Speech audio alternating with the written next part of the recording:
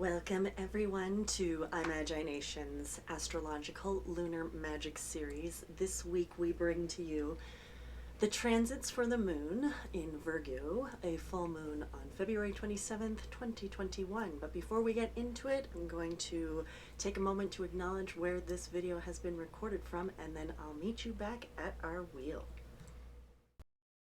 In the spirit of respect, reciprocity, and truth, we honor and acknowledge that together we live, work, and play on this land of the people of traditional Treaty 7 territory.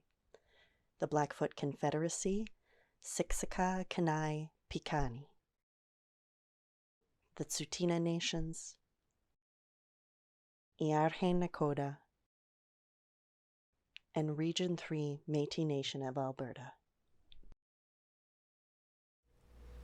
So this is the transiting energy for February 27th, 2021. We can see the moon is in opposition to the sun, which is how we get a full moon. The moon sits over in the top left quadrant in the sign of Virgo.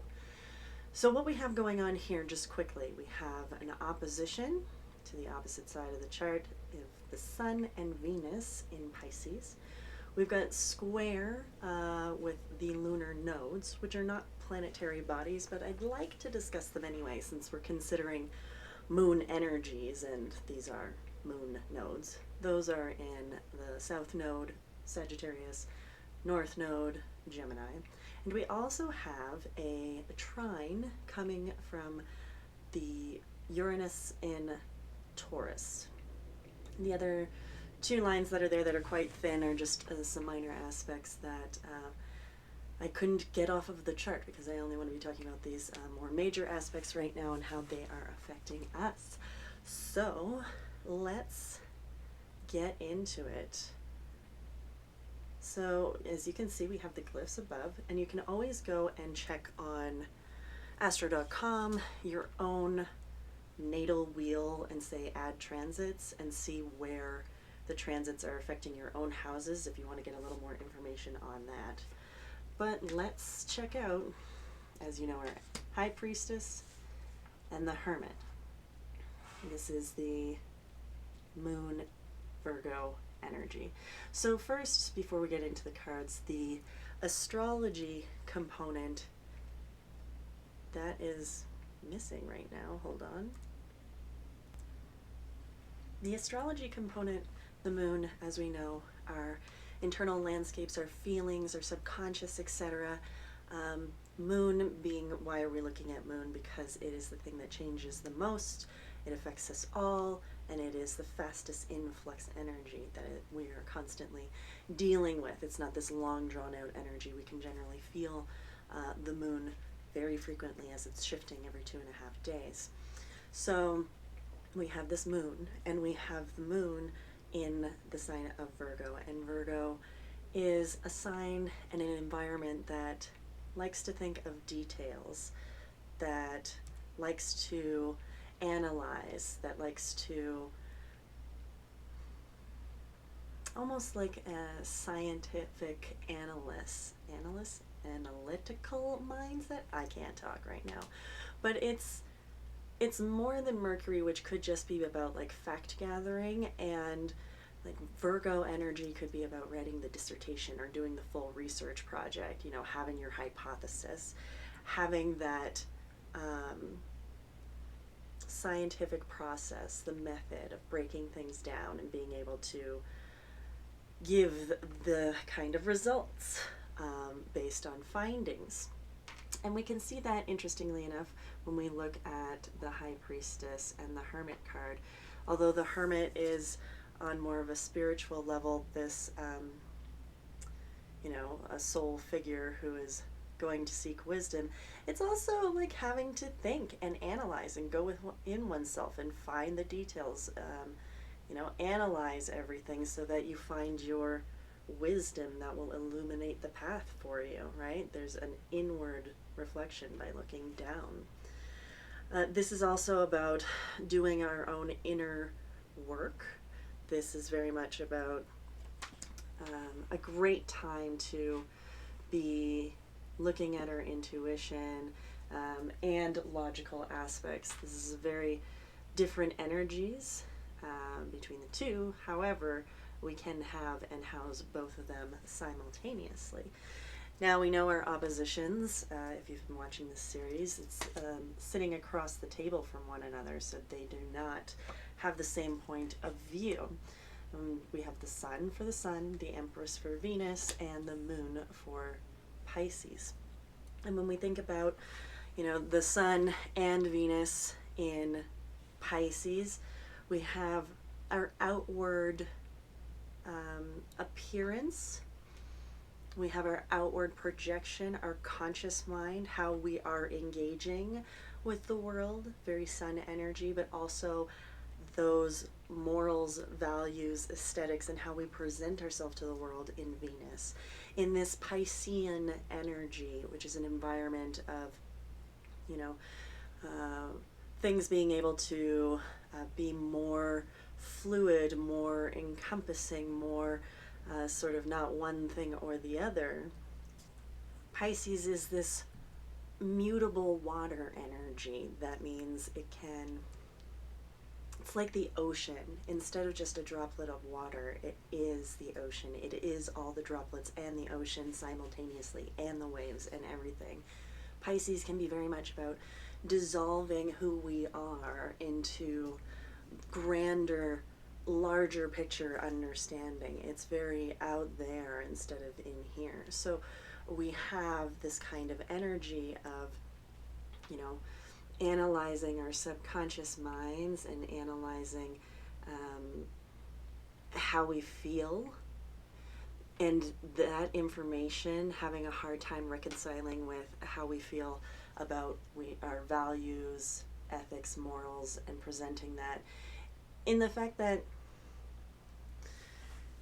what it is at present and what we think maybe it should be with that Pisces energy. If we talk about this Moon card in particular rather than the Pisces aspect, this Moon card shows the duality, the wild and the domesticated, things coming up from underneath, from the dark depths. The light of the moon is also an illusion, because it's actually the sun rays, which you can see around, which lights the moon. The moon itself does not create its own light, it only reflects light. So there's sort of this duality about what we think things should be. Completely feral, completely domesticated. How does that look with our morals? How does that look with how we portray and present ourselves in the world, and what do we know deep down about ourselves and how we feel? Both of these things, or areas or sides, are perspectives, and they are perspectives that are trying to come to the same resolution. Like, what that means is that they have the same goal, they just see things differently. So there's kind of a sense here from the tarot cards that you have this Sun energy. This is how I am, everybody look, this is me, this is my presentation that I put forward to you, this is how I look, but actually maybe it's all just some sort of act or mask, which is not a new concept for any of us. We definitely know about the fact that we present ourselves differently to different levels of society engagement, whether it's work, friends, school, etc. We have different ways of how we present to people, and that's this kind of energy going on right here. We also then have the fact that right now we may feel called to be doing a lot of analysis of our feelings and our subconscious. The High Priestess is the gatekeeper to the underrealms, and the Hermit very much is about going into that space to be able to garner wisdom and bring that light, that knowledge, that gnosis back out into the world so that it will light the way forward, basically. So this analyzing of ourselves, our feelings, are having a hard time with how we present to the world, and the fact that wearing masks is a natural part of the process as well. And how do we rectify that? I think we'll look at all of the energies going on. There's certainly much more happening, such as a Uranus-Saturn square thing going on, but we're only looking at moon energies right now. So, and moon energies also through a lens of tarot. Let's head back over to our wheel. And we're going to look next to the squares of the nodes.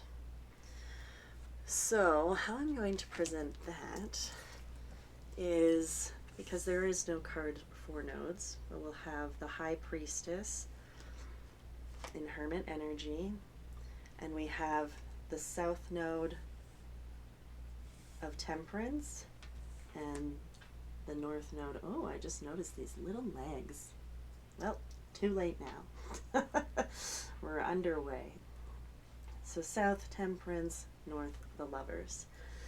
What do we have going on here? Well, basically, the Sagittarian energy is an environment of the wanderer, the explorer, the philosopher, the one who seeks on a larger scale, is not satisfied with only the small and mundane and close. They have a great curiosity to move forward in the world and just be like, I need to know. I shoot my arrow into the world and I'm going to follow it long distances. And we have that as Temperance. And Temperance is about balance, moderation, peace, and cooperation. So higher ways, big pictures, philosophies, balance, moderation, peace, and cooperation. This is all really easy stuff for us to be in, because the South Node is the stuff that we have previously experienced or is our go-to fallback. The other thing, though, about the South Node, which can be more of the challenge, is that it's easy for us to go back into our own belief systems. It's easy for us to fall back into what we are comfortable with, what makes us feel the most balanced. And so sometimes that can be limiting in our growth if we're not willing to open up and expand more. The thing is that we need to make the choices to be uncomfortable and to have communication with others around, different morals, different values, different beliefs, all that kind of stuff, because the Lover card is more about choices than it is about romantic relationships. So it is our challenge, as per usual, I think this has shown up in the last several videos, to be open to communicating with other people. We have to be curious, we have to be open to conversation, and yet we also need to practice being analytical and trusting our instincts. So, I'm going to put forward some interesting stuff as consideration. This is just me, not the astrology or cards, but there was a t-shirt company and they were kind of doing an awareness campaign, and they were putting up ads on t-shirts that were shown in the early 1900s as things that were good for you. And one of the ads was for heroin, because at the time heroin was, this is a prescribed thing to you. And we all know now that heroin is not good. Another one was a can of tapeworms to lose weight. How about now? So I bring that up because, people thought at that time these things were normal, these things were good, these things were healthy, but we were open to analyzing it. We didn't stay with the old. We were open to moving forward and making decisions based on analysis to inform our choices further. And we learn, right? We learn and we grow, and we understand in those particular examples that those things were not good for us at all, and we can let those go.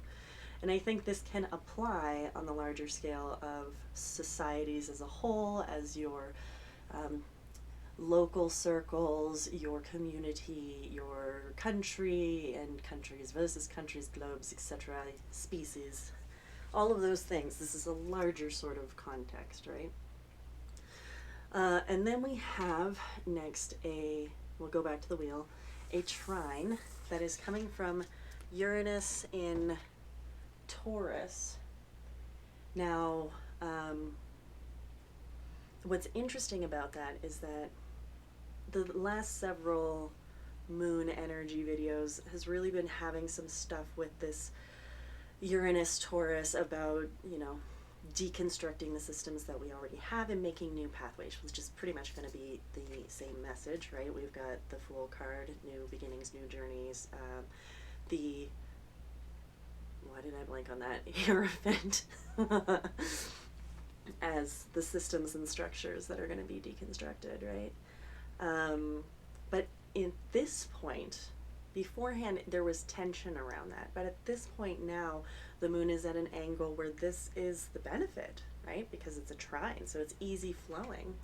So now we are still doing that analysis, right, that we've talked about. But we're really starting to look at how that's going to shape the new pathways, mostly based on those choices out of our comfort zone and how we want to build things. So this is good.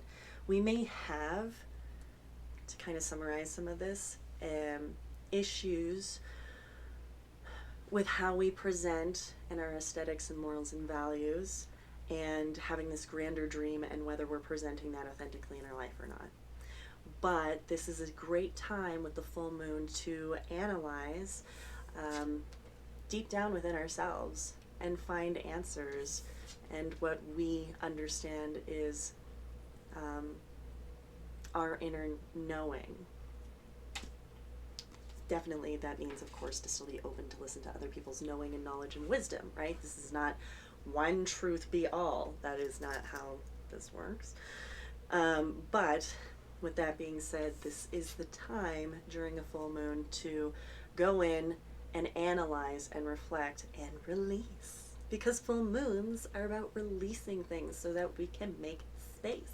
And what are we making space for?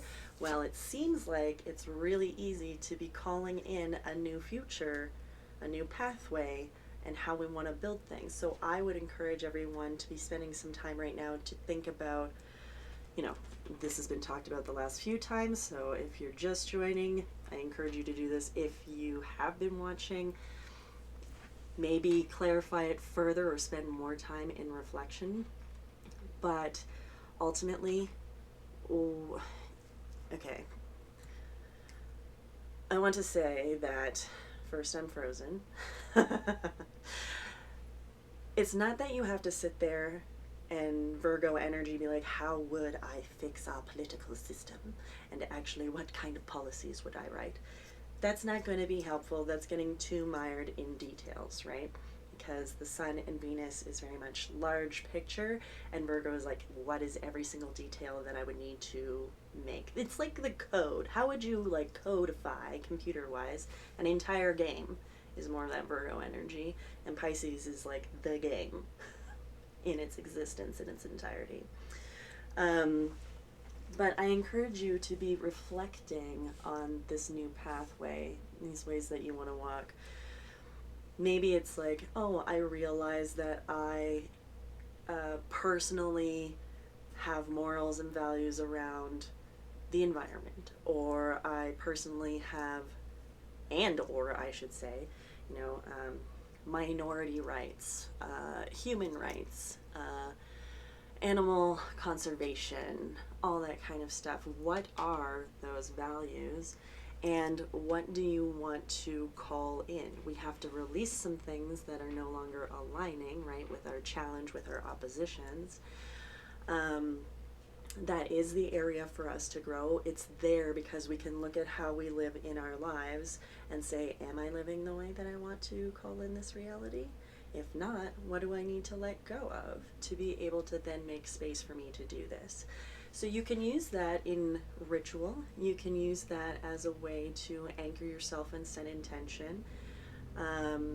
do ritual, magic, whatever way you want to do it, journaling practice, psychology, etc. It's all up to you, my sweets.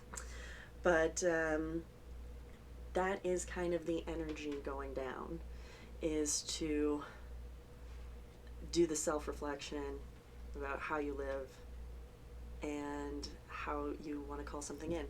A very interesting and simple example that I can give is, I personally, I really want to live in a world that reduces plastic consumption, etc., and single-use products and stuff that isn't going to decompose in landfills. That's one of the things out of the multitude of things for me. It doesn't have to be everybody's thing, but that's my thing. And so I have to spend time looking at how I live, and if those are really my values and morals, I need to live that. I need to find ways to, for example, I have now used shampoo and conditioner bars so that there is no more plastic bottles that just get thrown out. Before that, there was a place that I bought my shampoo and conditioner from that did a bottle recycling program where they refilled it with product and put it back out on the shelf. So there's multiple ways. This is just giving you a personal example as to how this can be worked in life. I'm reflecting on myself, my own morals and values. How do I present to the world? I talk about this, but am I living it? Am I doing it? What am I doing in my life that I can reflect on more now? What else can I release? What else can I shift to bring this reality into fruition, right? And then, that it's easy for me to be on my soapbox about it, but it's also harder for me to make choices that will bring this about, because making choices where I'm investing my money does eventually influence this. It's not boom immediate, that's also difficult, but it's part of committing to do that. So that is just one personal example. Again, your stuff is your stuff in whatever way that is, but the energies are there for us to bring in that reality, whatever that reality looks like for you. So this has been our lunar magic energies for the full moon. I wish you all wonderful, successful ritual, magic, circles, sharing groups, whatever words you want to use for it, whether you're a coven or by any other word. I hope that aligning with these energies and reflecting on this information helps you set intention and move forward in a better light. So with that being said, thank you everyone so much. This has been imagination. You can find me at imaginationwitch.com, on Instagram at imaginationwitch. Here you're already on YouTube. You know what to do about all the social things, hitting all the buttons and stuff. Please leave comments at some point in time if you are also willing to share. I'd love to hear the discussion around this. Thank you everyone, and see you next moon phase.